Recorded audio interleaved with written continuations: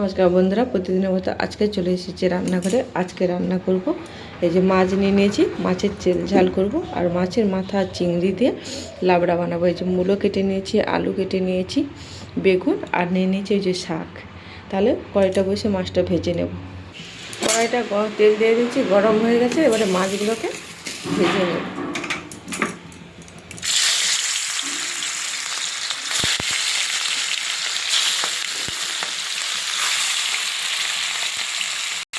মাছগুলো ভেজে নিয়েছে, তুলে নিয়ে মাছের মাথা আর চিংড়িটা ভেজে নেব। মাছের মাথা আর চিংড়িটা ভেজে নিয়েছে, এবারে তুলে নেব।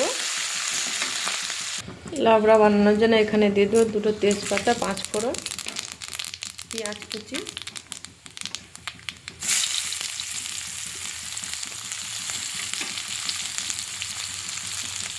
পেঁয়াজটা ভাজা ভাজা করে নেব। আর দিয়ে দিচ্ছি অল্প করে একটু আদা। এই আদার উপরে কেটে রাখা আলুটাও দিয়ে দিচ্ছি। কেটে রাখা আলু আর মুলোটা দিয়ে দিয়েছি। এবারে ভালো করে একটু কষে নেব। এইভাবে যখন ভাজা হয়ে যাবে দিয়ে দেবো কেটে রাখা বেগুন। বেগুনটাও ভালো করে নাড়াচাড়া করে নেব। এখানে দিয়েছি স্বাদ মতো লবণ, জিরে ধনের গুঁড়ো, লঙ্কার গুঁড়ো, হলুদ গুঁড়ো দিয়ে ভালো করে কষিয়ে নেব। ভেজে রাখা মাছের মাথা আর চিংড়িটা দিয়ে দেবো। ধুয়ে রাখা শাক, এই শাকটা দিয়ে দিচ্ছি। এবারে ভালো করে শাক সব কিছু কষিয়ে নেব। এরকম কতটা শাক জীর্ণ হয়ে গেছে। এখানে আরও কিছু অ্যাড করা যায়, শিম, কুমড়ো। আমি কিছুই দিলাম না, আমার হাতের কাছে যেগুলো ছিল সেগুলোই দিয়ে বানিয়ে দিচ্ছি। সবজিটা আমার এই যে কষানো হয়ে গেছে। এবারে জল দিয়ে দেবো, দিয়ে ঢাকা দিয়ে দেবো। এরকম আমার লাউডাটা রেডি হয়ে গেছে। এইভাবে করে নিয়েছি, এবারে নামিয়ে নিই।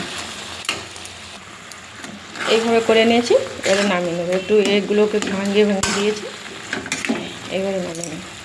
কড়াইটা দিয়ে বসিয়ে দিয়েছি। এবার রসুন আর পেঁয়াজটা দিয়ে ভেজে নেব মাছের তেল ঝালের জন্য। পেঁয়াজটা যে ভাজা ভাজা হয়ে যাচ্ছে, এবার আদাটা দিয়ে দেবো। আদাটা দিয়ে একটু নাড়াচাড়া করে নেয় আর বাদ বাকি মশলাগুলো সব দিয়ে দেবো। এখানে দিয়েছি লঙ্কার গুঁড়ো, জিরে ধনের গুঁড়ো, স্বাদ মতো লবণ, ধনে পাতা, টমেটো। এবারে ভালো করে মশলাটা কষিয়ে নেব। মশলাটা আমার কষানো হয়ে গেছে। যে মশলা থেকে তেল ছেড়ে গেছে, এবার ভেজে রাখা মাছটা দিয়ে নাড়াচাড়া করে জল দিয়ে দেব।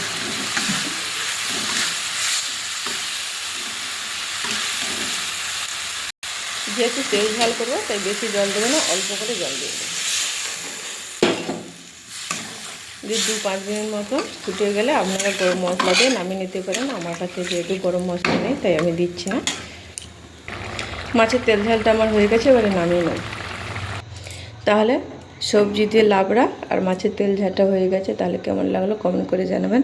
ভালো লাগলে লাইক, কমেন্ট, শেয়ার, সাবস্ক্রাইব করে দেবেন। সবাই ভালো থাকবেন, সুস্থ থাকবেন। টাটা।